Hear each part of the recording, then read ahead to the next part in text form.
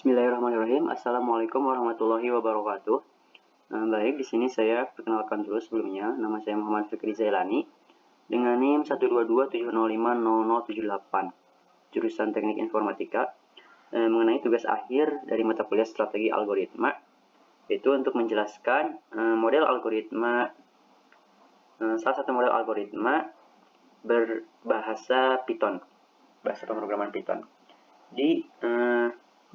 Di dalam menggunakan dataset dari Kaggle. Ya.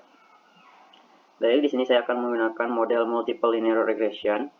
Kemudian dataset yang saya gunakan dibuat oleh Amitabh Chakraborty, asli orang India. Mana ini adalah datasetnya. Ini adalah contoh datasetnya. Ada beberapa fitur di sini. Pertama ada fitur area type, availability, location, size, dan lainnya. Dan dataset ini juga telah digunakan oleh lebih dari 251 kode. Mana saya menggunakan salah satu kode di antaranya. Saya menggunakan kode yang dibuat oleh Muhammad Abdullah 9 hari lalu. Lanjut saja ke pembahasan kodenya.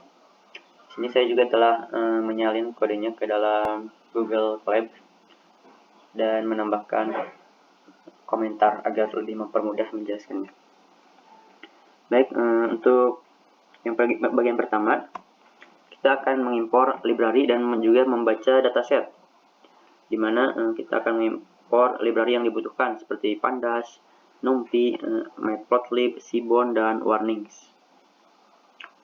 Kemudian kita juga membaca dataset menggunakan pd read csv.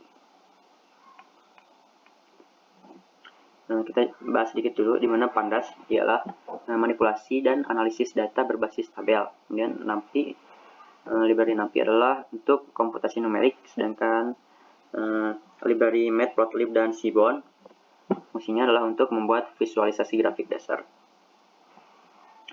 Selanjutnya ada modul warnings. Itu adalah modul untuk menangani peringatan dalam kode Python. Dan ada sini juga warning filter warnings untuk mengabaikan peringatan yang mungkin terjadi atau yang tidak diinginkan. Dan kita juga membaca dataset sini. Saya menggunakan GitHub, URL dari GitHub dengan format CSV, dan dataset ini diinisialisasikan ke dalam variabel df. Kemudian saya juga menampilkan 5 baris terakhir data frame sebagai gambaran umum untuk datasetnya. Defaultnya 5 ya, jadi jika tidak diisi maka akan tampil 5 dataset. Baik, selanjutnya adalah bagian data pre-processing, dimana yang pertama adalah konversi kolom total SKFT. Jadi tipe numerik mengabaikan kesalahan konversi. Selanjutnya,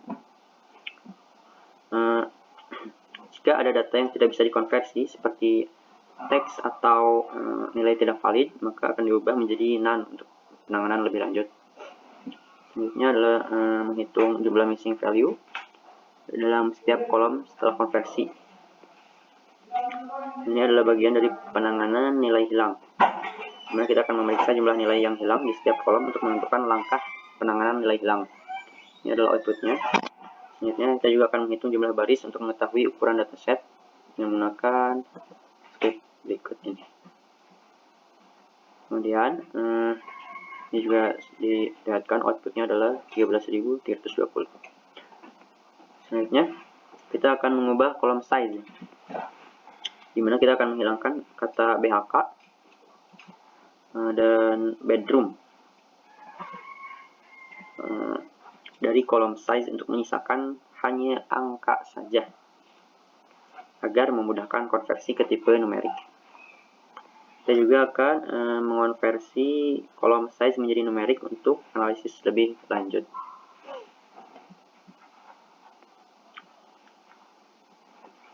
Selanjutnya, kita akan menangani nilai hilang dan mengisi dengan statistik, di mana kita akan menghapus baris dengan nilai NaN pada kolom society, kemudian dan location, karena mungkin ini adalah kolom yang penting untuk dianalisis.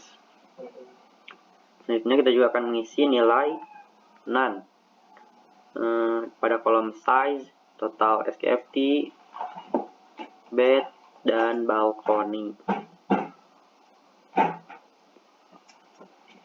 dengan nilai rata-rata untuk mempertahankan distribusi data. Selanjutnya kita akan memisahkan kolom numerik dan kategorikal. Di sini untuk memisahkan kolom numerik dan kategorikal untuk pemrosesan yang berbeda. Melihat beberapa baris dari kolom numerik dan memeriksa korelasi antar kolom untuk memahami hubungan antar variabel. Lalu kita juga akan membuat scatter plot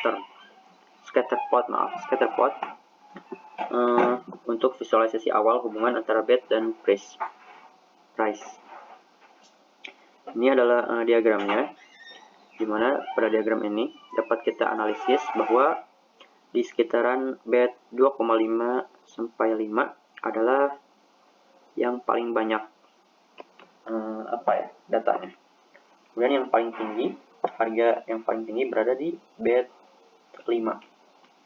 Kemudian kenapa di bed 17,5 meskipun banyak namun memiliki nilai value price yang rendah? Itu akan disebabkan mungkin oleh variabel-variabel lain yang tidak dicantumkan di dalam scatter plot ini. Sebab ini hanya mencantumkan fitur bed saja. Baik, selanjutnya ada mengonversi kolom kategorikal menjadi numerik. Di sini kategorikal kolom head 5 baris pertama pada kolom kategorikal. Lalu di sini ada mengonversi kolom kategorikal menjadi numerik menggunakan label encoder untuk dapat digunakan dalam model machine learning yang memerlukan input numerik, di mana kita akan mengimpor label encoder dari modul Scalene preprocessing. Nah, di sini juga kita akan menginisialisasi label encoder ini ke dalam variabel LE. Kemudian kita juga akan menggabungkan kembali kolom numerik dan kategorikal yang telah dikonversi menjadi satu data frame untuk membentuk dataset final. Lalu kita akan membuat model prediksi di sini. Nah, ini adalah bagian dari membuat model prediksi, dimana kita akan mengimport train test split dari modul Scalene model selection. Di sini kita akan memisahkan fitur X dan target Y untuk membedakan input dan output dalam pelatihan model. Kemudian kita juga akan membagi data menjadi train dan test. Train dan test. Untuk evaluasi model yang objektif, memastikan model dapat menggeneralisasi dengan baik pada data yang tidak terlihat. Selanjutnya kita akan melatih model dan evaluasi ya benar. Di mana di sini kita akan mengimpor linear regression. Untuk membangun model regresi linear. Kemudian kita juga akan mengimpor mean square error dan R2 score untuk evaluasi performa model. Kemudian kita juga melatih model menggunakan data train. Kita melatih model menggunakan data train. Kemudian memprediksi harga rumah pada data test untuk mengevaluasi performa model. Lalu kita juga akan menghitung mean square error-nya atau MSI-nya sebagai ukuran kesalahan rata-rata prediksi dan koefisien determinan atau R2 untuk mengukur seberapa baik model menjelaskan variabilitas data. Hasil ini akan membantu menilai kualitas model. Nah, langkah-langkah ini dirancang untuk mempersiapkan data, melatih model, dan mengevaluasi performa model dalam memprediksi harga rumah secara sistematis dan efisiensi. Ini adalah output dari latihan model dan evaluasi tersebut. Mungkin segitu dari pembahasan dari saya. Mohon maaf sebelumnya apabila terdapat kesalahan. Wabillahi taufiq wal hidayah. Wassalamualaikum warahmatullahi wabarakatuh.